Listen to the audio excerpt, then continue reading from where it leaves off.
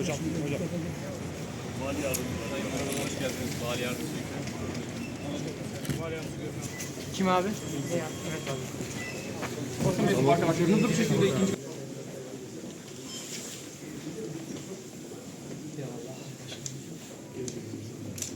Biz başkanımıza bir müsaade edelim. Başkanımıza.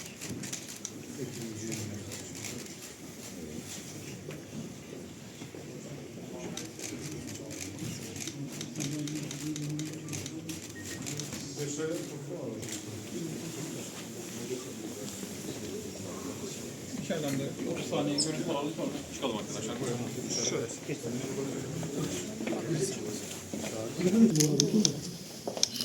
Belediye başkanı. Sayın Başkan. Vali yardımcısı. Arkadaşlar geri gelin lütfen. Belediye başkanımız var mı orada? Arkadaşlar lütfen geri gelin.